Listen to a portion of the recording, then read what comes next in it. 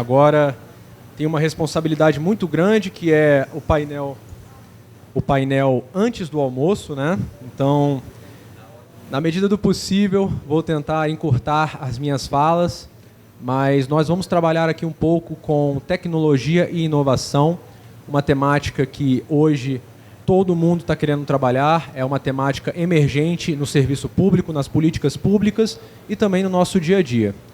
Quando falamos de tecnologia e inovação, automaticamente a gente lembra dos aplicativos e da tecnologia da informação. Mas nem sempre as tecnologias e a inovação estão restritas, digamos assim, à parte da computação ou à parte computacional.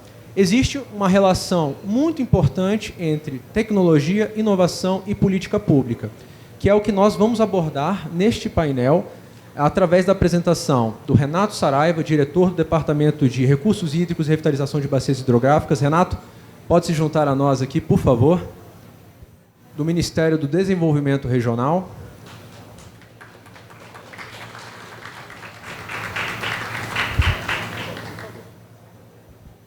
Gostaria de chamar também Carlos Pacheco, pesquisador da Embrapa Hortaliças, que também vai falar um pouco sobre inovação, tecnologia na pesquisa agropecuária e na contribuição da Embrapa para esse segmento.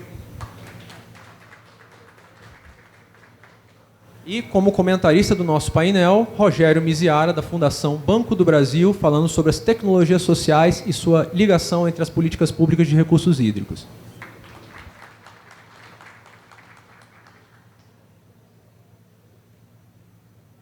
Então, sem mais delongas, vamos começar com a apresentação de Renato Saraiva. E, na verdade, vou passar um vídeo. Por favor, Rafa, aplica o vídeo aí pra gente.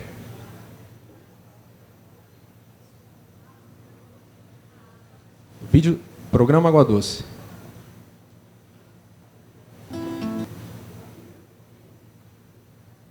Perfeito.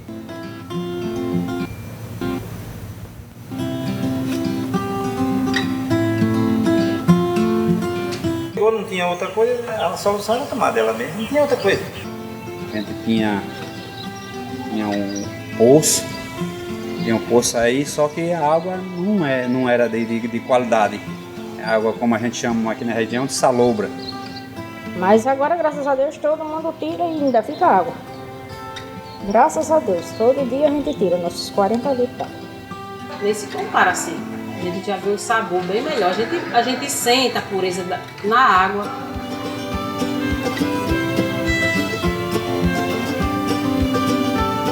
O Relatório Mundial das Nações Unidas sobre o Desenvolvimento dos Recursos Hídricos prevê que as reservas de água do mundo podem reduzir 40% até 2030 e que a demanda por água aumente 50% até 2050.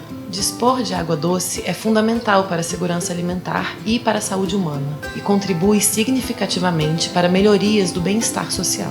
É nesse cenário que surge o Programa Água Doce, uma ação do governo federal coordenada pelo Ministério do Desenvolvimento Regional, que visa o estabelecimento de uma política pública permanente de acesso à água de boa qualidade para o consumo humano. O programa incorpora cuidados técnicos, ambientais e sociais na recuperação, implantação e gestão de sistemas de dessalinização, prioritariamente em comunidades rurais, contribuindo para a segurança hídrica no semiárido brasileiro. A gente não tinha um sistema que a gente carregava da mata, transportava de longe, e hoje melhorou por isso, né?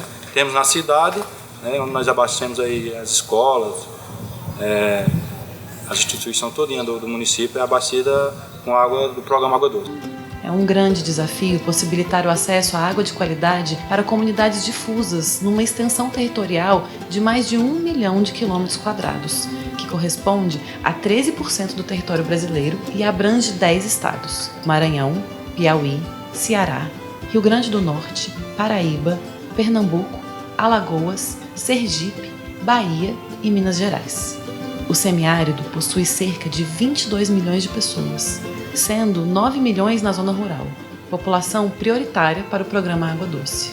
Nessa região, caracterizada pela escassez hídrica, onde as águas subterrâneas são uma das poucas fontes disponíveis, além das baixas vazões, mais de 70% dos poços apresentam água salina ou salobra, tornando-as impróprias para o consumo humano. o semiárido é uma das regiões que serão mais afetadas pelas mudanças do clima, cada vez mais frequentes e mais intensas. O programa utiliza a tecnologia de dessalinização por osmose inversa, que transforma água salobra em água doce para o consumo humano. Quando as condições técnicas e ambientais permitem, a água concentrada em sais poderá ser aproveitada na criação de peixes e na produção de cultivos apropriados ao semiárido. O programa Água Doce adota um modelo de gestão compartilhada, na qual o governo federal, estados, municípios e as comunidades locais assumem as suas responsabilidades para o bom funcionamento dos sistemas de dessalinização. O programa sempre sugere um acordo, mas cada um pode modificar seu acordo de acordo que não fuja dos padrões que o programa exige. Porque cada comunidade conhece a sua comunidade. Cada grupo gestor conhece como opera a sua comunidade. Desde 2011, foram firmados convênios com 10 estados, com investimentos na ordem de R$250 milhões para a implantação de 1.200 sistemas. Até o momento, 3.378 localidades foram diagnosticadas nos 300 municípios mais críticos do semiárido. Cerca de 600 sistemas estão funcionando com seus acordos de gestão formalizados. Já há potencial para fornecimento de 2,5 milhões de litros de água doce diariamente à população. Cerca de 1.800 operadores foram capacitados e aproximadamente 250 mil pessoas atendidas com água de qualidade para consumo. Eu acho assim que foi um dos melhores programas assim em relação ao que o governo federal investe em comunidades que a gente adquiriu. Muitos disseram que isso não ia funcionar porque em outras comunidades já não ia ter sido abandonado, mas aí a gente enfrentou e até hoje, graças a Deus, funcionou. Agora, o desafio é avançar no caminho da sustentabilidade hídrica, alimentar e energética, ampliando o uso de energia solar fotovoltaica e incorporando boas práticas de conservação de solo e água. Com isso, o programa Água Doce busca melhorar as condições de vida das populações locais, renovando esperanças, preservando o meio ambiente e respeitando a cultura das comunidades. Eu agradeço muito a Deus mandar o inverno e na minha cisterna pega água, mas eu sou mais satisfeita com ela porque eu sei que é uma água limpa, é uma água tratada. Quando você consome uma água de qualidade, consequentemente você tem uma saúde melhor, né? Porque água é vida. É um direito de todo ser humano, é a água, e água pura, água boa. Então, se esse é o meio que a gente tem, então vamos correr atrás e vamos abraçar a causa. Porque a água é um bem público e o acesso à água de qualidade é um direito de todos.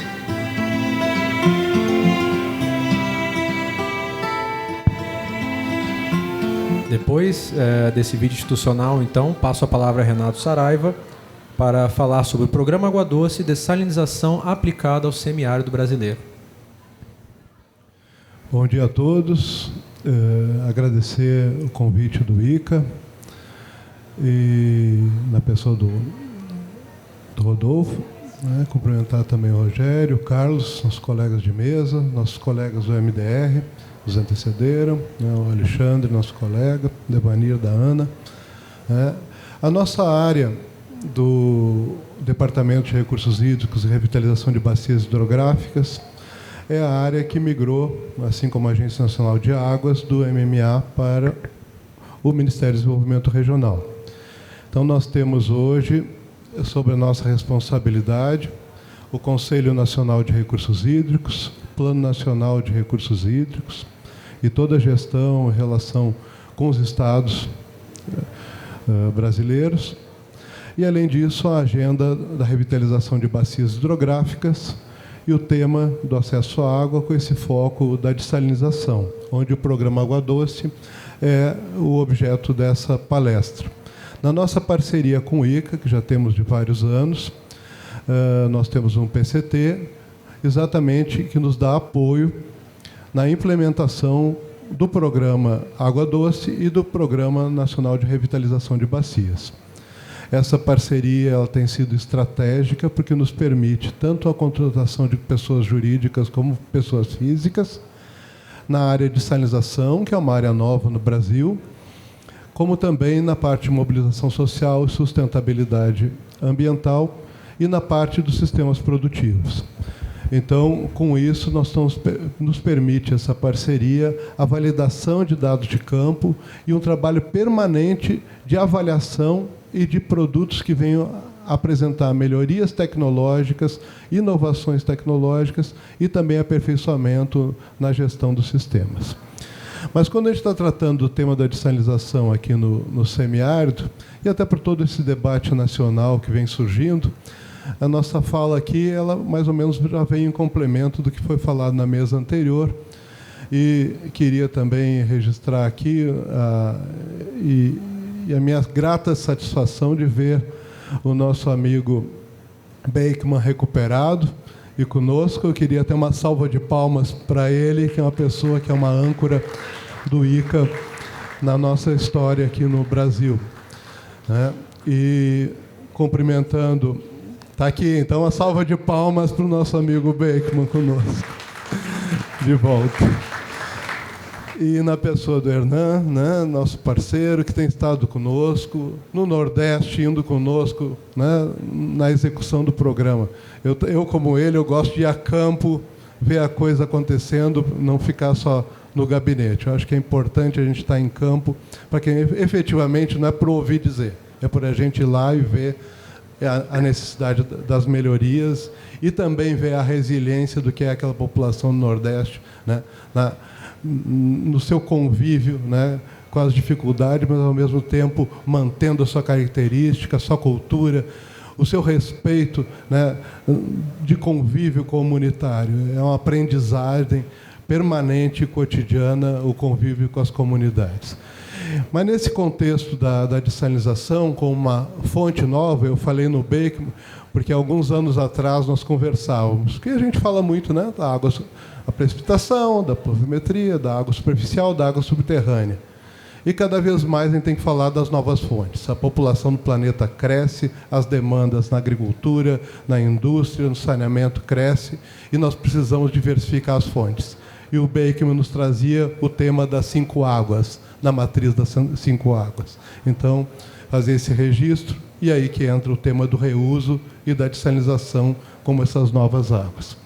Então, em termos de planeta, é importante também, como atualização de dados, se falar como hoje a dessalinização está no mundo, né? Então, nós temos a Arábia Saudita no topo da dessalinização, seguido pelos Estados Unidos, Emirados Árabes, Espanha, Kuwait, China, Catar, Algéria e Austrália. Esses são os 10 países hoje que mais dessalinizam água no planeta, né? Ali naqueles gráficos fica bem demonstrado. Israel tem uma experiência interessante, importante, na parte de pesquisa, né? Inclusive, no Congresso Mundial de Dessalinização que tivemos em São Paulo em 2017, foi premiada a engenharia química da Austrália, já com seus 80 e tantos anos, foi uma das primeiras pesquisadoras, né, de Israel, né, no tema da dessalinização. Próximo, por favor. Sou eu que sou. Então, novamente, o tema da dessalinização, os Estados Unidos, a Arábia Saudita, então, os quantitativos de água dessalinizada nesses vários países. Quais são os principais fabricantes de membranas no mundo? Teve todo esse debate, inclusive, né, por que o Brasil não fabrica membranas. É porque nós não temos mercado ainda. Isso está começando aqui no Brasil. Os maiores consumidores de membranas no Brasil é a Petrobras, né, por conta das estações no mar, né?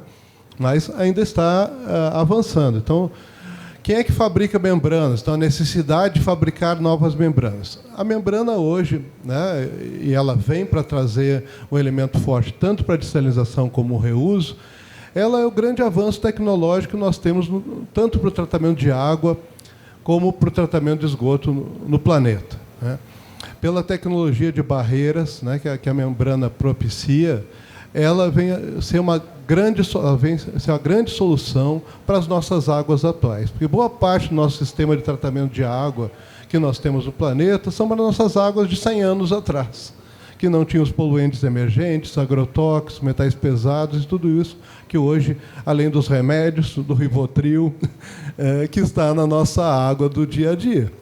Então, nós precisamos cada vez mais agregar aos sistemas de tratamento de água convencional né, tecnologias novas que venham melhorar cada vez mais a qualidade da água que se bebe. E, ao mesmo tempo, cada vez mais fechar o ciclo. Então, o tema das membranas ela vem no planeta nesse sentido, de cada vez mais se ter água de qualidade. Então, temos reuso com águas para outras finalidades menos nobres, mas a tecnologia de membranas ela vem com ultrafiltração, nanofiltração, a osmose, né, nos garantir águas cada vez mais de qualidade, inclusive até para fins farmacêuticos, né? Então, essas são as principais empresas. Então, as grandes empresas do planeta abriram o seu setor de membranas. Então, quando a gente explica para as comunidades, né, então, muitas empresas dessas o pessoal não conhece, mas... vou pegar aqui a parte... ajude aqui. Então,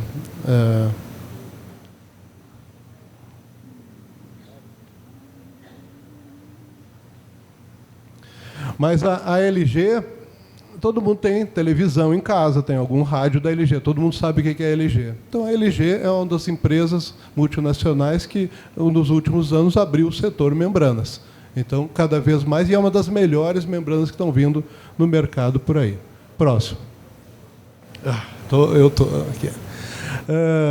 Quem monta os dessalinizadores, as grandes plantas do mundo? São essas grandes plantas que trabalham, empresas que realmente já vêm avançando no saneamento no planeta todo. Então, a Suez, GS Nima, por exemplo, e a Acciona, só para citar uma dessas, e essas, a Enima e a Acciona, inclusive, já estão envolvidos agora na planta de Fortaleza, de salinização de água do mar.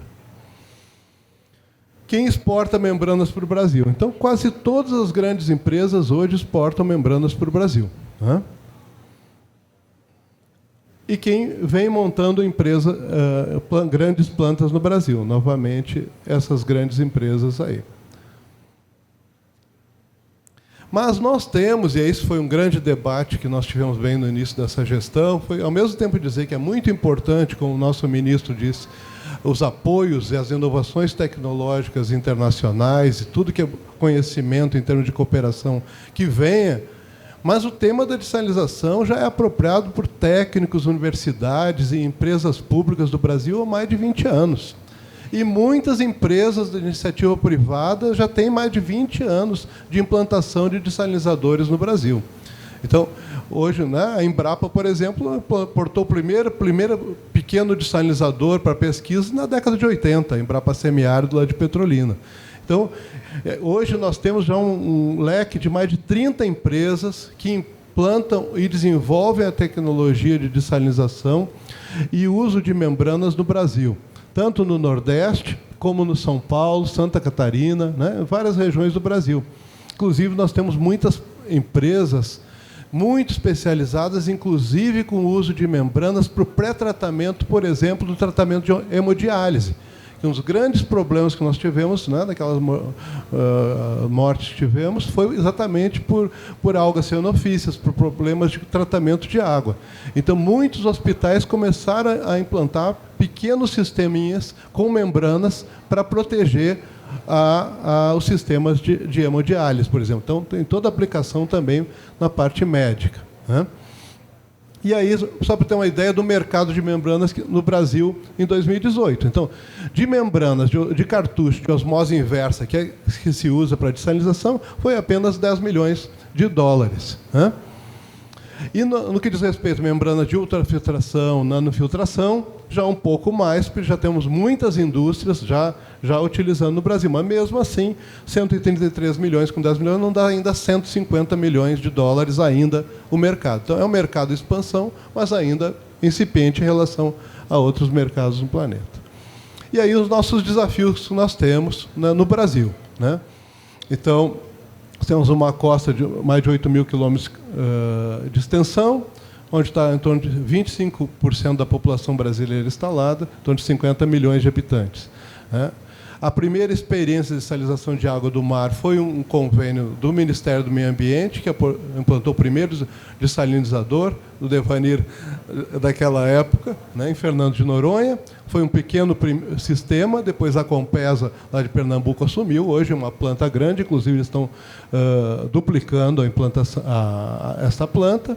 E, na sequência, agora está acontecendo já esse projeto de 1 metro cúbico por segundo em Fortaleza, e tem uma ideia também, que ainda está na fase de projeto, em Macau. Esses são os 3 primeiros aí que estão iniciando no Brasil, mas se vê a partir de vários dados que nós temos, inclusive da Agência Nacional de Águas, né, e dos 273 municípios litorâneos, nós temos em torno de 58 tem população acima de 100 mil habitantes, e vários deles já vêm apresentando problemas dos mananciais, e que pese, como já foi dito aqui, do nosso país tem um volume significativo de disponibilidade de água doce superficial e subterrânea, os nossos mananciais do litoral são muito frágeis. Esse tema avança, temos vários municípios, é claro que também já foi falado aqui, temos aquíferos, chove no litoral, então temos que sempre identificar a fonte mais adequada, mas cada vez mais ir diversificando as fontes.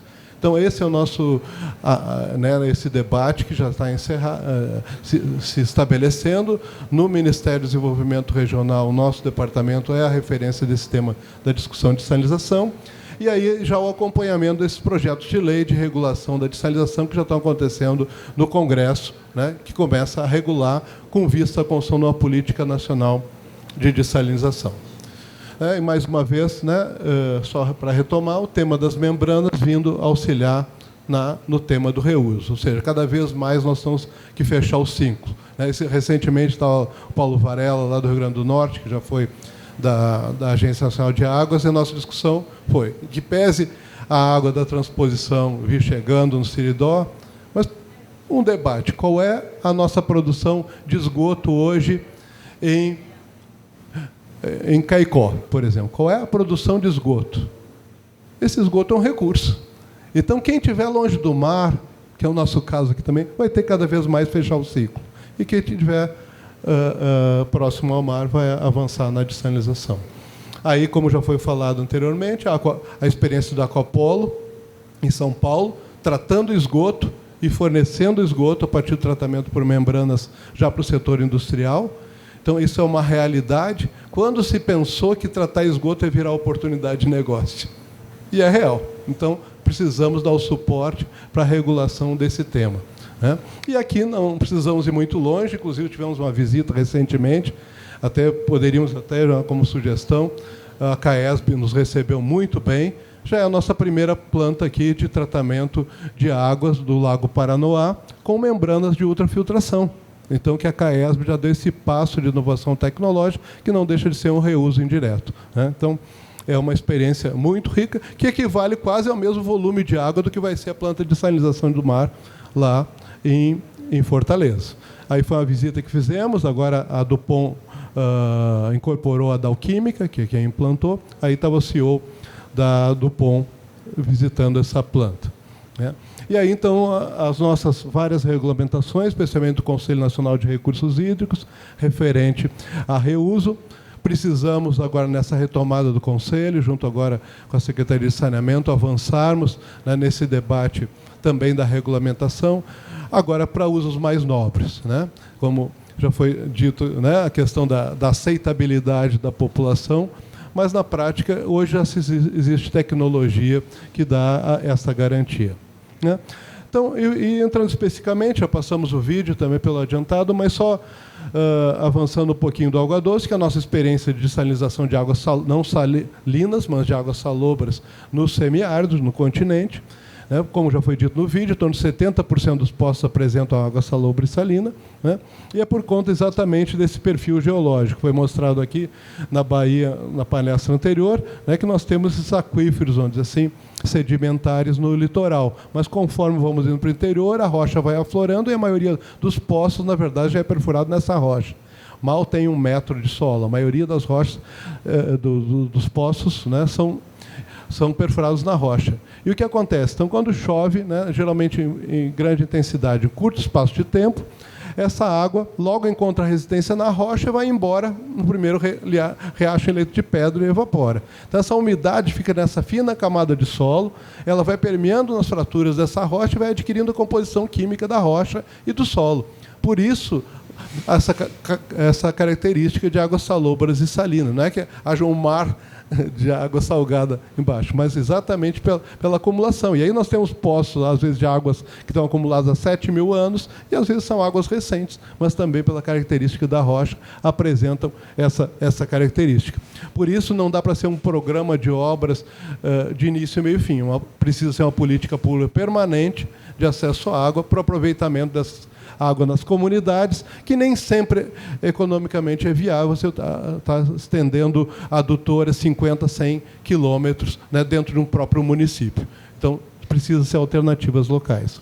Então, o programa hoje é uma rede de mais de 200 instituições do semiárido. Ele está instituído por decreto dos governadores em todos os estados, tem plano estadual, né, e sempre com esse olhar do cuidado técnico, social e ambiental na implantação, e o ICA aparecendo como um dos nossos parceiros estratégicos.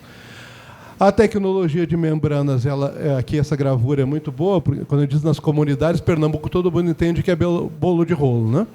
Então, a gente vai dizer que é um polímero espiral. Não, é um bolo de rolo com um caninho no meio dentro de um outro cano. A água é jogada com grande pressão, então a água consegue chegar no centro, naquele caninho a água está em boas condições. E o que não consegue é mais concentrado de sais. Por isso, cuidado ambiental. Se você tem em torno de 5.000 ppm na água bruta do poço, você vai ter quase 10. Né? Tem poços no interior da Paraíba com 10.000 ppm. Ou seja, vai ter um efluente de quase 40.000. A salinidade do mar é 35.000.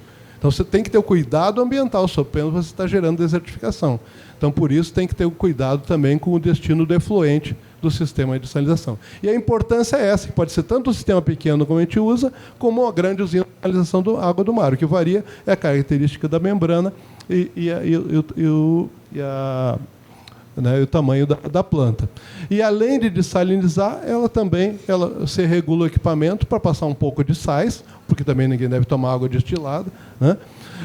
Mas também não passa vírus, não passa bactérias, sólidos e suspensões. Então, essa gravura ela é muito didática, no sentido de que é uma reação físico-química, não é uma filtragem, mas, a grosso modo, se diz que é uma filtragem, né, que se permite uma água de altíssima qualidade.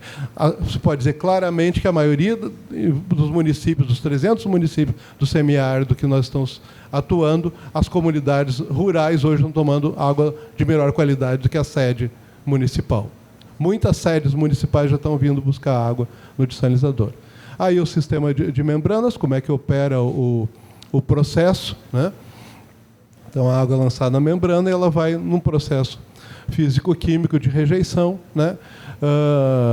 Perpassando as telas da membrana, e com isso vai fazendo o processo. Então, em torno de 30%, 50% da água, então de 1.000 litros passa no dessalinizador, né? Em torno de 500 litros a 600 litros ela sai filtrada, vamos dizer assim, e os outros 40% é o rejeito, é o efluente. Estamos trabalhando cada vez mais para tentar aumentar essa capacidade de produção da água. Que a grande questão que nós temos, além da salinidade, é a baixa vazão dos poços. A grande maioria dos poços só tem 2.000 litros de vazão. Então, não é que, por que você não distribui água nas casas? Porque não tem água para distribuir nas casas. O volume é muito baixo. Então, é salgada e é muito baixo. Então, é água mesmo para beber, para dar banho recém-nascido, como eles dizem, né? Que às vezes a criança está ali, nasceu, e a água que tem é uma água podre. Então, dar banho recém-nascido é um dos tipos de água que se utiliza dos usos da água. E é possível, aí uma parceria também com a Embrapa, o uso produtivo. Quando tivermos poços acima de 5.000 litros, para a criação de peixes, né? Tem plantas já funcionando há mais de 10 anos. Né? Então, indo mais rápido, então como nós tínhamos recursos para 1.000 comunidades, visitamos 3.000, porque às vezes dizem que tem poço, a gente chega lá, não tem poço. Né? Os projetos executivos. Nesse momento, nós temos 923 obras contratadas, 600 sistemas funcionando e 93 obras em execução neste momento. Né? Essa é mais ou menos a execução. A nossa parceria com os estados, né? Alguns estados com uma execução muito boa, Ceará é um deles, né? Bahia também, alguns estados um pouco mais lentos na execução.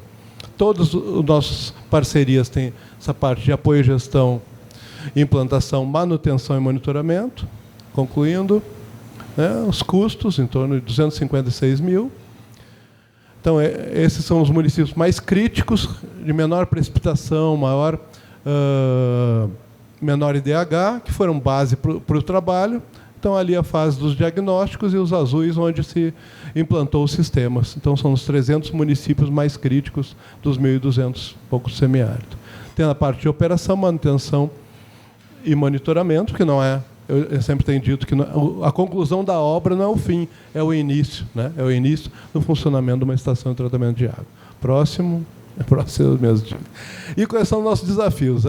Agora a sustentabilidade energética e ambiental. Não adianta a gente ter a melhor tecnologia do mundo para tratamento de água se o nosso poço secar. Então, como é que estão essas condições dessa microbacia? Como é que a gente atrapalha o caminho da água para aumentar a recarga? Então, esse é o nosso debate que nós temos aí.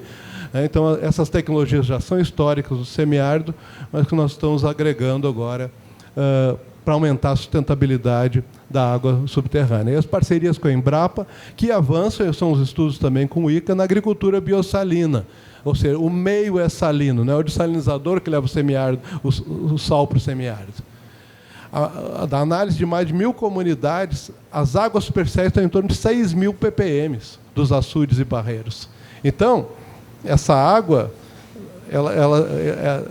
a água subterrânea, essa lobre salina, por conta dessa rocha, por conta desse solo. Então, mesmo as águas superficiais ficam acumuladas nesse solo salino.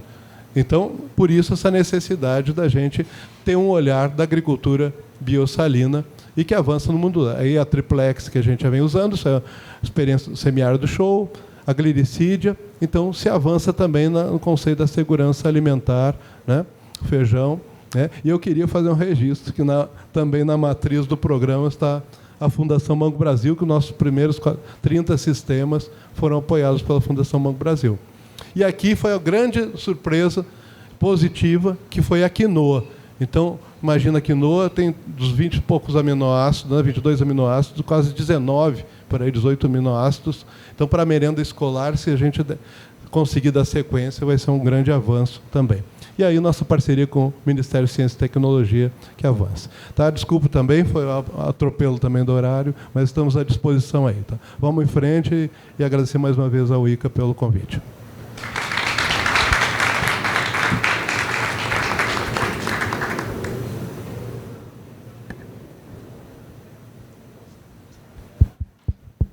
Obrigado, Renato.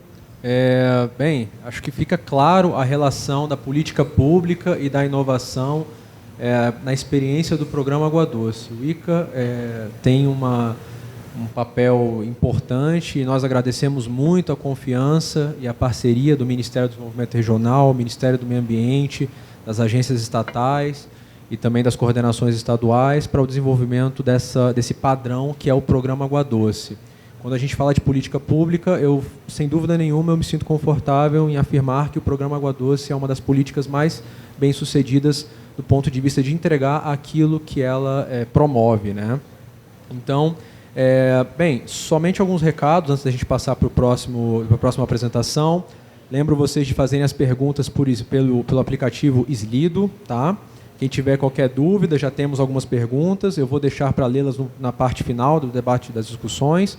E, bem, um recado aqui um pouco diferente. Parece que esqueceram uma bolsa pequena bege com o mapa mundi na frente.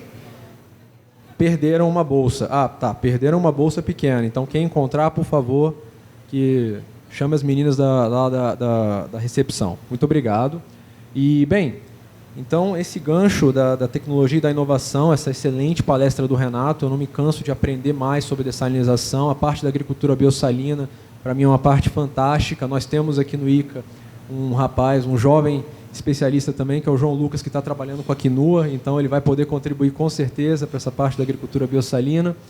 E agora a gente vai passar um pouquinho para uma outra temática, um outro debate, que são os sistemas de produção de hortaliças de baixo custo, utilizando o reuso de efluentes domésticos tratados, que vai ser apresentado pelo nosso parceiro, Carlos Pacheco, pesquisador da Embrapa Hortaliças, e vou deixar o Pacheco com a palavra agora.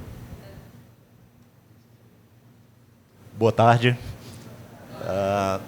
Dado o adiantado da hora, né, vou tentar ser o mais sucinto possível, embora para mim seja bem difícil, eu falo bastante, mas a gente vem tratando, nós estamos trabalhando, né, já há algum tempo com a definição desses sistemas de produção, utilizando o reuso, né, de efluentes domésticos tratados. A ideia aqui não é realizar o reuso em ambientes urbanos, onde grandes ETs estão tratados, mas sim em comunidades rurais mais isoladas, né, em pequenas comunidades rurais, aumentando a disponibilidade de água realmente para a produção agrícola. Tá? Minha formação, sou engenheiro ambiental, doutor em solos e nutrição de plantas, atualmente pesquisador da Embrapa Hortaliças e membro do portfólio de mudança do clima da Embrapa. Então, minha apresentação está estruturada, né, em 6 tópicos. Uma introdução que, na verdade, está muito junto com o segundo tópico, aí, que é a disponibilidade hídrica no Brasil, a qualidade da água em áreas de produção de hortaliças, que é um problema que nós temos já detectado há algum tempo, e que eu vou mostrar alguns dados aqui para vocês bem preocupantes. A contaminação microbiológica de hortaliças no Brasil, reuso de efluentes tratados como fonte alternativa de água para irrigação e uma proposta de desenvolvimento da estação de tratamento e dos sistemas agrícolas de produção de baixo custo, voltados para essas pequenas comunidades rurais. Bom, embora nós tenhamos uma ideia errônea de que o Brasil é super rico em água, o Brasil realmente tem uma quantidade de água muito boa comparativamente ao restante do mundo, mas muito mal distribuída. Nós temos uma precipitação média anual em torno de 1.760 milímetros no país, sendo que lá no limite inferior temos o semiárido nordestino com cerca de 500 milímetros por ano, e na região amazônica podendo chegar a níveis superiores a 3.000 milímetros por ano. Todos esses dados são dados da ANA, né, retirados do relatório Conjuntura 2018. Então, são dados bem recentes. Temos um escoamento de água no território brasileiro em torno de 260 mil metros cúbicos por segundo, porém, a disponibilidade hídrica superficial corresponde a cerca de 79 mil metros cúbicos, o que daria algo em torno de 30%, né, do escoamento acima mencionado. Desses, a disponibilidade hídrica superficial da região amazônica corresponde a 65,6 metros cúbicos por segundo, né, o que daria algo em torno de 83% de toda a disponibilidade hídrica do país. E uma região com demografia muito baixa, enquanto temos regiões com demografia muito elevada no Sudeste, no Nordeste, no Sul e até mesmo no Centro-Oeste, né, que vem crescendo muito, com o restante 20% da disponibilidade hídrica brasileira. Ou seja, ao contrário que pensamos muitas vezes, a disponibilidade hídrica, e ao considerarmos ainda os múltiplos usos da água, a disponibilidade hídrica no Brasil já é, sim, um problema real e tende a se agravar com as esperadas mudanças climáticas. Dados da colega Emília Ramada, da Embrapa Meio Ambiente, projetam para o final do século, né, aumentos de temperatura em todas as regiões do ano, em todas as épocas do ano. Esse aumento de temperatura ele pode chegar a 4,5 graus Celsius nas regiões centro-oeste e norte do país durante inverno e primavera, o que é um aumento muito grande. Se nós formos pensar em média no território nacional, em torno de quase 4,5 graus Celsius, é uma coisa muito preocupante. Embora os números relacionados ao efeito das mudanças climáticas na precipitação eles sejam ainda muito imprecisos, uma média de vários modelos rodados tem mostrado que provavelmente tenhamos um aumento significativo dos níveis de precipitação no verão, e não apenas um aumento, mas uma concentração dos eventos de chuva em poucos dias. Ou seja, um aumento da ocorrência de eventos extremos no verão, né? E um aumento também, tanto eventos extremos de chuva, né, quanto eventos extremos de ocorrência de veranicos, por exemplo. Né? Nós temos ainda, né, esses dados mostrando claramente uma possibilidade de diminuição dos índices pluviométricos, principalmente no inverno e na primavera, para todas as regiões, com exceção da região sul do país. E, por fim, a região Nordeste é uma das mais afetadas, novamente, com as mudanças climáticas em termos de ocorrência de níveis de precipitação. Alguns autores já chegam, e isso é importante mencionar, a única região do país onde os dados dos diferentes modelos têm concordado na intensidade da redução da precipitação e na ocorrência em diferentes épocas é a região Nordeste. Então, temos aí uma maior certeza dos dados referentes a essa região. E alguns autores têm já colocado a possibilidade da ocorrência de uma aridização na região atualmente semiárida, tornando ainda mais difícil o cenário hídrico daquela região. Quando a gente fala de disponibilidade hídrica, a gente não fala apenas de qualidade, a gente fala também a gente não fala apenas de quantidade, a gente fala também de quantidade. E a principal fonte de contaminação dos recursos hídricos atualmente é o esgoto doméstico. Nós temos dados mostrando que o Brasil apresenta baixa ainda taxa de tratamento dos seus esgotos, cerca de 46%. Desses, a região centro-oeste é aquela que possui maior nível, junto com a região sudeste, algo em torno de 50%, seguidas da região sul, 45%, nordeste, 35% e norte, 22% apenas dos esgotos domésticos tratados. Entretanto, a região Nordeste ela é a região que mais preocupa, porque a região Norte, embora apresente um baixo índice de tratamento, apresenta corpos d'água com grande potencial de depuração, enquanto a região Nordeste apresenta baixos níveis de tratamento e potencial de depuração muito baixo, porque os rios apresentam baixas vazões. Temos ainda estimativas muito incertas em áreas rurais, principalmente aquelas mais isoladas, porém, estima-se hoje que os níveis de tratamento nessas áreas não devem ultrapassar os 5%, o que é uma situação calamitosa.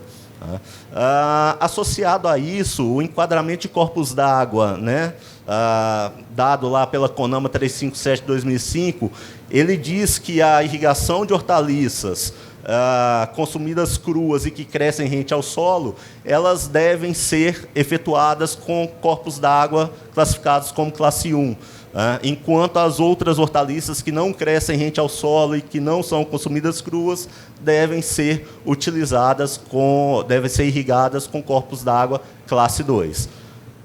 Basta irmos até as regiões, os cinturões verdes das grandes cidades, onde a maior parte das folhosas são cultivadas, que nós veremos que é um cenário que não acontece, é um cenário muito distante da realidade observada atualmente. Esse mapa também vem lá do relatório da ANA, e ele mostra os pontos de monitoramento são as estações de tratamento de esgoto disponíveis no Brasil e os níveis de tratamento. Quanto mais azul, melhor o nível. Quanto mais verde, melhor o nível de tratamento. Quanto mais vermelho, pior o nível de tratamento ou a não existência de estações. E nós podemos perceber claramente que existe uma lacuna ainda muito grande e aquelas estações que existem, elas operam basicamente em nível secundário, muito distante ainda da necessidade existente para reuso agrícola e restrito e também para atingimento de padrões de potabilidade a partir do reuso de efluentes domésticos.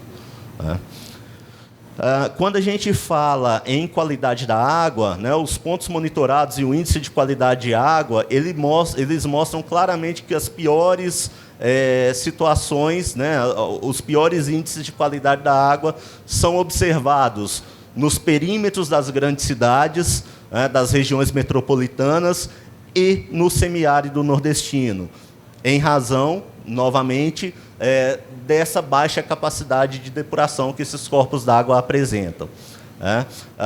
Ao lado direito, a gente ainda observa a ocorrência de períodos de seca entre 2000 e 2017 no Brasil. E é possível perceber um aumento substancial da ocorrência desses eventos que, ao final, resultaram nas diversas crises hídricas observadas no Brasil, uma delas vivenciadas por nós aqui em Brasília. Claramente, chegamos num limite muito perigoso, e nos forçou a tomar algumas ações importantes que hoje estão resultando aí em aumento significativo da capacidade dos reservatórios aqui do Distrito Federal. Salvo engano, os maiores reservatórios ontem estavam na casa de 80%, apesar desse período de seca muito intenso. Ainda, né, os dados disponibilizados pela ANA, eles corroboram com aquela informação que eu passei anteriormente. Embora boa parte dos corpos d'água apresentem índice de qualidade de água bons no Brasil, quando se analisa os atributos isoladamente, se vê, por exemplo, que boa parte deles, né, cerca de 53%, apresentam coliformes termotolerantes não compatíveis com corpos d'água de classe 2, que seria o limite para a irrigação, de qualidade para irrigação e produção de hortaliças. 40% apresentam concentração de fósforo total desconforme, 29% oxigênio dissolvido, 21% DBO e 8% turbidez, e pH em torno de 7%. Outros trabalhos realizados no Brasil concordam com esses dados, e são até para bacias específicas. Esse de Barcelos, por exemplo, mostrou que na bacia de Santa Cruz, em Lavras, Minas Gerais, ele analisou 2 bacias hidrográficas, 2 subbacias produtoras de hortaliças, essencialmente. E ele mostrou que 93% das amostras analisadas apresentaram desconformidade com a classe 2, sendo 87% para oxigênio dissolvido, 70% para turbidez, 60% para ferro total, 57% para cor, 47% para pH e 3% para sólidos totais. Os resultados muito semelhantes foram encontrados para outra bacia hidrográfica, outra subbacia analisada por esses autores, que é a subbacia de água limpa. E resultados semelhantes ainda foram encontrados por pelo menos mais 3 autores. O último ali citado em 2010, embora tenhamos evoluído um pouco, acredito que o cenário não tenha mudado tanto em relação a isso que está posto. Com relação à contaminação microbiológica de hortaliças, o uso dessa água contaminada tanto para irrigação quanto para a lavagem, né, que é um dos principais problemas que se tem hoje em áreas de produção, tem mostrado desde 2005 até 2018 a ocorrência de contaminação principalmente por parasitas, enteroparasitas do trato intestinal humano. A Soares e Cantos, lá em 2005, mostraram que 40% a 76% das hortaliças vendidas nos mercados de Florianópolis estavam contaminadas parasitologicamente. Ragazzi, 2011, avaliando hortaliças nos mercados de Ribeirão Preto, também mostrou uma grande contaminação das hortaliças. Inclusive, ele comparou as hortaliças vendidas no mercado com aquelas hortaliças produzidas com reuso de efluentes em nível secundário. E ele mostrou que as hortaliças folhosas apresentavam contaminação semelhante nesses dois cenários. Tá? Outros autores, isso aqui em Brasília, embora eles tenham analisado hortaliças em 144 pontos do Brasil, nas 5 regiões, mostraram alta prevalência de coliformes tortais termotolerantes, ocorrência de enteroparasitas em folhosas, diversas folhosas, e maior prevalência de contaminação microbiológica nas hortaliças vendidas na região Nordeste, embora as hortaliças produzidas nas 5 regiões tivessem apresentado contaminação. Tá? O grande problema que nós temos hoje para o reuso agrícola e restrito é justamente a contaminação microbiológica. Né? Se nós levarmos em consideração as condições de clima e solo em ambientes tropicais, eu não tenho dúvida em afirmar que o grande problema são os ovos de ascaris, né? Os ovos de euminto, os protozoários de trato intestinal humano, porque eles têm maior prevalência em solo. Nós conseguimos manejar tranquilamente a presença de enterovírus, coliformes, salmonelas, enfim, quando aportada ao solo, através de manejos específicos. Porém, a presença de ascaris, né, a presença de ovos de eumintos, essas daí são de prevalência alta e a gente precisa de tentar, de alguma forma, reduzir a concentração desses contaminantes antes de reutilizar, seja pelo contato com os trabalhadores rurais, seja pela aquisição, posteriormente, alimentação utilizando essas hortaliças. E um dos grandes problemas existentes no Brasil, ainda hoje, é a falta de uma regulamentação específica para o reuso. Nós trabalhamos para o reuso agrícola. Nós trabalhamos ainda no escuro.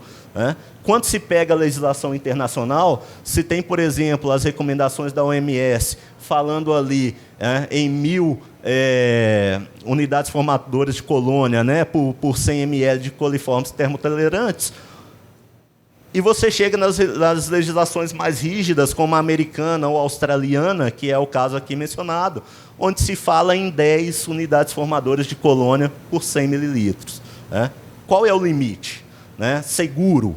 Qual é o limite seguro para que possamos realizar o reuso? Né? Ainda não temos um padrão no Brasil, ainda não temos uma resolução que diga. Então, o que nós estamos fazendo é trabalhando com base na mais rígida norma, porém com a flexibilidade entre as normas mais rígidas e a OMS, e avaliando os potenciais sistemas de tratamento adequados e compatíveis também à realidade socioeconômica das diferentes regiões brasileiras. Né? Esse aqui foi um experimento que nós realizamos na Embrapa Hortaliças com cultivo de alface americana. Nele nós utilizamos um biofertilizante que apresentava desconformidade, número de coliformes termotolerantes, salmonella e Escherichia coli, né? Desconforme com a necessidade de uso para a cultura. Fizemos a cobertura com mulching, utilizamos a casa de vegetação, onde o clima fica muito mais quente. Para vocês terem ideia, nessa época do ano, nós chegamos a uma temperatura média do ar aqui dentro da casa de vegetação em torno de 50 graus Celsius, né, nesse período mais seco. E os resultados foram muito interessantes e nos mostraram que nós podemos avaliar de maneira mais tranquila o uso de sistemas de manejo específicos associados a efluentes, talvez até de pior qualidade. Né? Nesse caso, quando a gente avalia, por exemplo, a contaminação nos fertilizantes utilizados, a gente percebe que no fertilizante ali chamado de Hortibio, nós temos um nível de coliformes ali em torno de 5,2 vezes 10 a 5. Né? Nós temos presença de E. coli e nós tivemos presença de salmonella. Né? Também tivemos presença no tanque, né? Além do fertilizante no tanque que distribuiu esses fertilizantes por fertirrigação. Porém, quando analisamos os solos, nós não encontramos nenhum desses contaminantes e o nível de contaminação no solo foi de 2 vezes 10 a 3 de coliformes totais, mostrando uma diminuição bem sensível, 2 unidades logarítmicas praticamente, só pela utilização da cobertura do mulching, que aumenta a temperatura do solo e é capaz de promover um processo de solarização. Um outro resultado, avaliando agora as alfaces produzidas, embora os níveis de coliformes totais eles tenham ficado na casa de 10 a 4, nós não encontramos a presença de E. coli nem salmonella, que são as duas mais perigosas em termos de bactérias patológicas. Então, o que nos dá uma tranquilidade maior para continuar com esse projeto. Eu estou garantindo que se utilizar esse sistema de manejo já é seguro? Não. Essa foi uma primeira etapa e, a partir de agora, estamos avançando nesse processo. E aqui, por último, é o sistema de tratamento que estamos desenvolvendo em conjunto com o IICA, voltado para pequenas comunidades rurais. É um sistema de tratamento composto basicamente por materiais de fácil acesso. Na prática, no tamanho real, ele vai ser composto principalmente por caixas d'água, tanques. Vamos utilizar resíduos de materiais de construção e até resíduos de materiais de construção para a promoção da filtração. São sistemas de filtração lenta com o objetivo de aumentar a retirada, principalmente de ovos de euminto. Temos um sistema inicial com 3 etapas de tratamento anaeróbico, passando por 3 etapas de um tratamento misto anaeróbico e de filtração lenta e uma última etapa de filtração lenta, após ele, um tanque de cloração. Esse foi um modelo que fizemos, um primeiro protótipo para a gente fazer alguns ensaios aqui. Uma outra questão que nós estamos avaliando também é a inoculação desses efluentes com alguns micro-organismos que temos nos nossos bancos de micro-organismos lá na Embrapa, para tentar acelerar a decomposição da matéria orgânica. E agora, a partir de agora, estamos partindo para o protótipo em tamanho real, que será instalado aqui na Embrapa Hortaliças, em Brasília, e após ajustado todas as etapas, a ideia é partir com esse protótipo sendo instalado em áreas rurais isoladas, em pequenas comunidades rurais. Bom, falei rápido, mas espero ter sido compreendido por vocês. Obrigado pela atenção.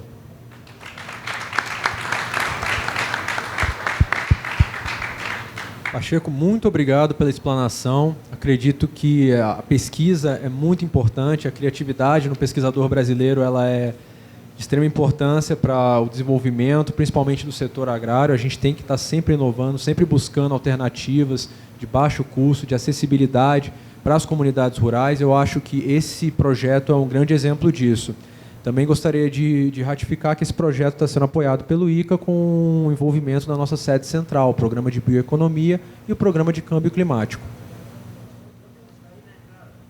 Sim, e o protótipo que o Pacheco mencionou está ali na entrada. Quem tiver curiosidade pode ver como é que ele funciona, tem as explicações, e realmente é um experimento, uma tecnologia quase social, uma tecnologia de fácil acesso que traz a questão da política pública também, onde talvez a política pública não consiga alcançar, Bem, eu vou pedir então agora um breve comentário do nosso parceiro Rogério Miziara, da Fundação Banco do Brasil, e logo em seguida vou passar para algumas perguntas do público. Respeitando o horário, que na verdade já estamos um pouco avançados, eu vou ler uma pergunta de cada painel e nós vamos assim encerrar o painel de tecnologia e inovação. Com a palavra, Rogério Miziara. Boa tarde. Vai ser bem rápida a minha participação aqui, porque depois de doutores falando, a gente tem que realmente encurtar a nossa fala, Eu fico feliz de participar aqui. Primeiro, agradecer em nome da Fundação Banco do Brasil, Hernan, Rodolfo, a Cristina, o convite para estarmos aqui com vocês. É um reconhecimento que a gente sente do trabalho que a Fundação Banco do Brasil vem desenvolvendo. Então, muito obrigado pela oportunidade. E dizer que eu fico feliz em participar também desse painel, porque poder ter a chance, a oportunidade de apresentar para as pessoas que aqui estão um tema muito relevante para a Fundação, que é a questão da tecnologia social. Tá? E nós temos aqui duas tecnologias, uma delas que foi apresentada pelo Renato, que inclusive foi certificada pela Fundação em 2001 e em 2003. Foi 2003, né, Renato? Nós tivemos a oportunidade de trabalhar junto com o Ministério para a gente, então, fomos convidados a trabalhar junto com vocês no programa Água Doce, dando escala a uma tecnologia que nós havíamos certificado da Embrapa Petrolina. Então, como é que começou? Só para trazer para vocês, porque nós estamos falando de tecnologia e inovação. E por que a gente traz a questão da tecnologia social? A Fundação, ela trabalhou, nós temos um campo de atuação que é ciência e tecnologia. Nesse campo, nós atuamos durante cerca de 15 anos, apoiando projetos que eram encaminhados à Fundação Banco do Brasil, projetos de balcão, né, como eram chamados, e várias pesquisas. Tá?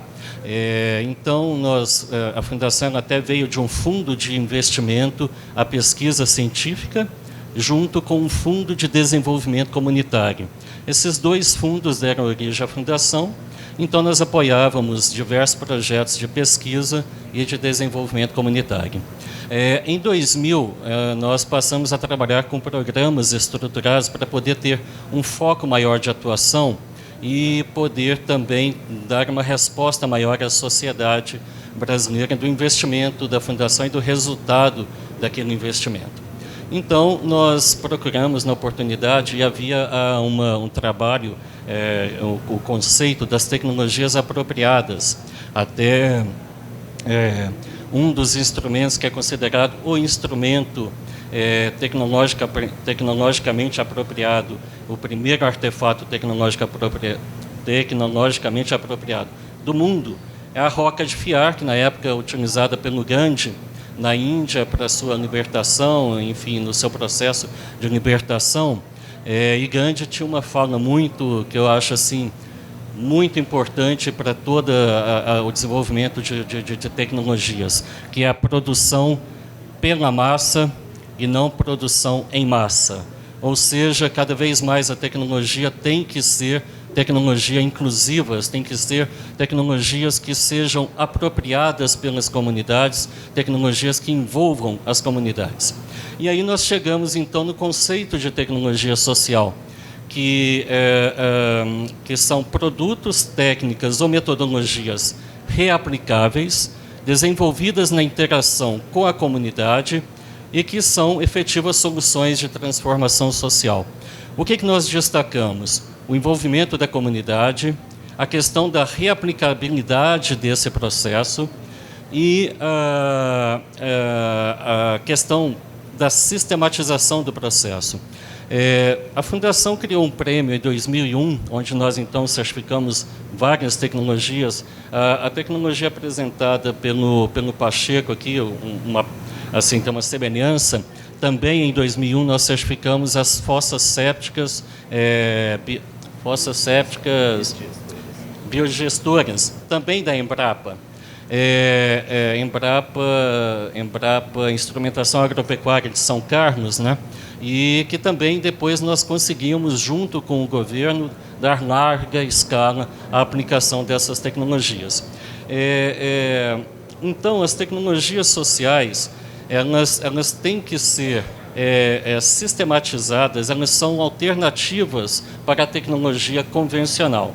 Tá? Então, quando a gente certifica por meio desse prêmio uma tecnologia, nós avaliamos alguns critérios. Primeiro, ela tem que estar em atividade e tem que ter um envolvimento muito forte da comunidade, a sistematização para a reaplicação e o resultado de transformação.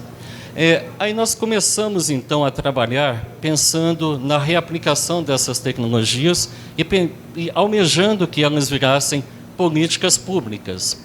Tá? E aí nós entramos em alguns exemplos de políticas públicas, porque a tecnologia social e a política pública, elas têm algumas características comuns. Elas identificam o problema, elas avaliam o potencial da comunidade e elas determinam possíveis soluções. Tá?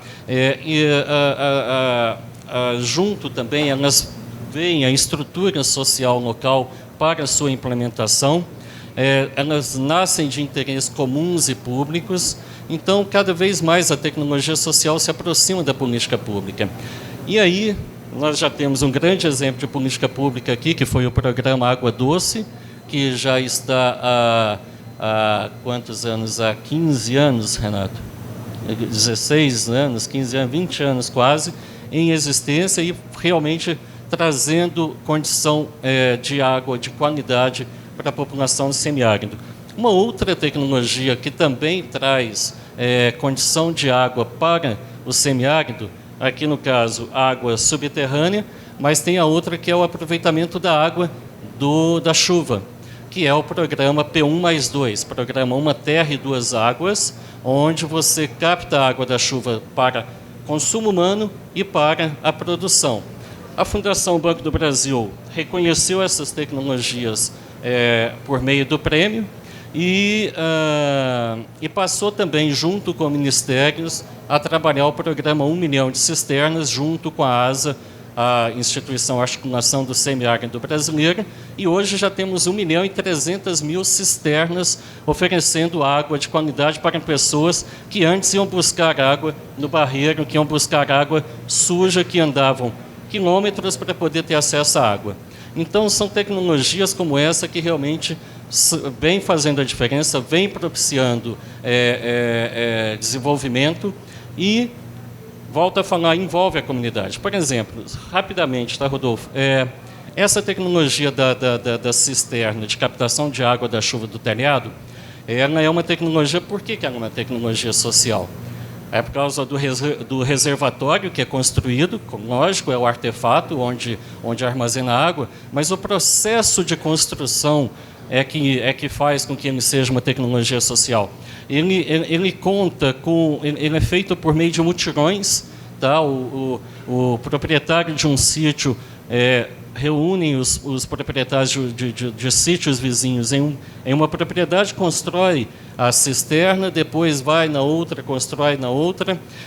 O aprendizado local da construção, que isso fica para a comunidade, e a questão, por exemplo, até de financiamento da construção, que é um fundo rotativo solidário. Então, esse conjunto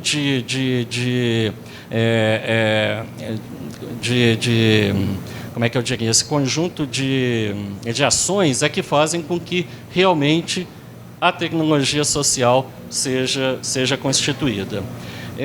Então, assim, tem aí, entrando na questão da inovação, a própria tecnologia da cisterna de placas foram construídas, por exemplo, desenvolvido pela Universidade Federal lá de Pernambuco, um processo de vaso comunicante para poder filtrar a água que chega armazenada pela chuva, que vai para o reservatório. Tá? Tem outro processo que eles constroem também um reservatório pequeno para poder filtrar a primeira água. Então, com isso, busca-se a qualidade da água cada vez maior e são inovações que vão sendo implementadas aos processos. Assim, o que eu posso dizer? É que o arranjo institucional é muito importante. Tá? Então, a tecnologia tem que ser desenvolvida pensando realmente em como isso será apropriado. Quando a gente fala em comunidade, gente, tem a comunidade local das pessoas que ali vivem, mas tem a comunidade científica. Uma tecnologia que eu desenvolvo, que foi desenvolvida por um ente, tem que ser apropriada, ela tem que ser possível de ser reaplicada por outro e aperfeiçoada por outros. Então, tem a comunidade científica, a comunidade de professores, são várias comunidades que a gente tem que pensar e que tem que atender. Então, assim, é muito importante que haja esse arranjo institucional também para poder dar sustentabilidade entre governo, entre academia, sociedade civil, tá certo? Isso tudo faz com que a perenidade das ações seja possível e as ações realmente conquistem cada vez mais escala. Então, assim, eu agradeço muito a Fundação, fica muito feliz em ver que essa questão da tecnologia social realmente foi aceita e foi adotada. Hoje em dia, no prêmio que a gente está realizando, essa edição agora, nós estamos fazendo a 10ª edição do prêmio. Nós vamos conhecer os vencedores agora no dia 16 de outubro. E a gente vê que as inscrições que a gente recebe cada vez mais estão preparadas, estão com o olhar da tecnologia social. Mas um problema muito sério que a gente ainda enfrenta é a questão da sistematização dos processos para poderem ganhar escala.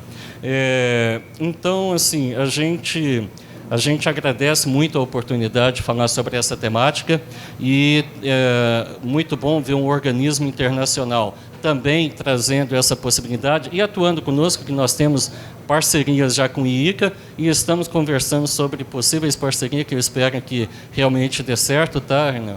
E para nós é muito importante o organismo internacional reconhecer esse trabalho e dar essa oportunidade de estarmos aqui com vocês também para falar sobre essa temática. Tá? Muito obrigado e parabéns pelo evento. Rogério, agradeço pelos comentários, aproveitando, fazendo um encerramento rápido por parte do IICA. Acredito que nosso maior ativo seja trabalhar a cooperação dessa forma que vocês estão vendo aqui, integrando o Poder Executivo, uma fundação, né, uma fundação com objetivos sociais, objetivos claros e uma entidade de pesquisa nacional também. E nisso nós integramos a academia e procuramos fazer essa liga, né, que na verdade, o que é a cooperação? É exatamente isso que nós estamos fazendo aqui hoje. Né? Nós temos aqui 3 exemplos claros de ações simbólicas que se convergem para o mesmo ponto, que é o benefício maior que a população brasileira. Agradeço muito a presença de todos aqui. Antes de desfazer o painel, eu vou elencar, na verdade, o público, na verdade, já elencou uma pergunta para cada palestrante e nisso nós podemos passar para a nossa surpresa. Bem, a primeira aqui está até direcionada com o nome, Pacheco. É possível, nesta fase da pesquisa, estimar o custo e os beneficiários da ET de baixo custo para as comunidades rurais? Sim. Eu posso dizer o que nós gastamos até agora para montar a nossa ET em tamanho real, né? Nós gastamos até o momento algo em torno de 50 a 60 mil reais para um tratamento de 20 a 40 metros cúbicos por dia, né? Então, é um custo realmente, comparativamente a outras tecnologias, o custo é baixo. Com relação aos beneficiários, são diversos. Né? Qualquer comunidade rural mais isolada e que não seja atendida pelos sistemas convencionais de esgotamento e tratamento de esgoto sanitário podem ser atendidos pela ET. Né? Aí é uma questão de definição do tamanho, né, do material e do equipamento utilizado, que vai depender do tamanho da comunidade e fazer os ajustes necessários.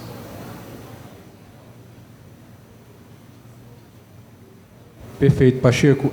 Agora nós temos uma outra pergunta direcionada ao Renato.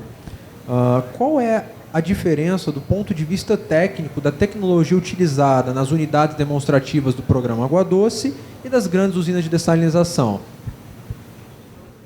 A tecnologia é a mesma, tanto é que naquele slide eu coloquei. Você pode ter tanto um pequeno sistema, como nós implantamos no interior do Nordeste, ou uma grande usina de dessalinização. O que vai variar é a membrana em função da qualidade de água. Então, nós temos membranas de água salobra, que pode ser de alta ou de baixa rejeição, e membranas de água do mar, que também pode ser de alta ou baixa rejeição. Então, o fundamental para a definição, claro, de uma estação de tratamento de água do mar, nós temos que ter um conjunto de barreiras anteriores, em função das algas, para evitar os biofilmes, que é um problema que geralmente nas águas de poços nós não temos.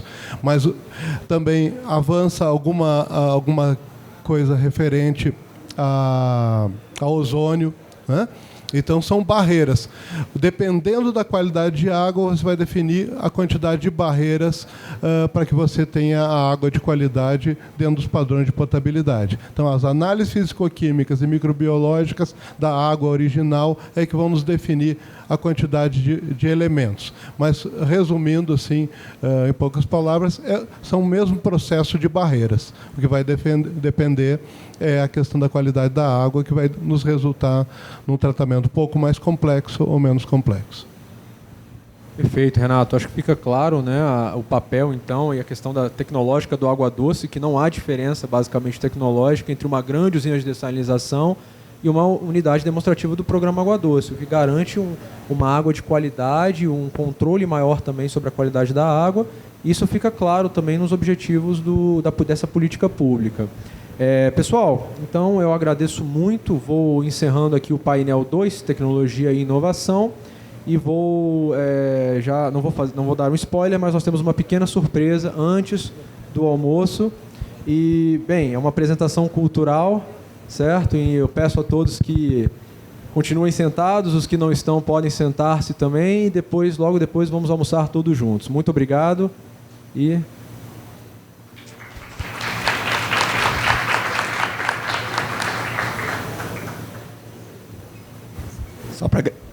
Só para agregar o que o Rodolfo falou, continuamos na pegada da biodiversidade. Então, o almoço também teremos produtos da origem da nossa biodiversidade brasileira. Então, desfrutem o almoço, estejam à vontade. E a manifestação cultural vai ser no transcorrer de todo o nosso almoço. Então, sinta-se à vontade, hein?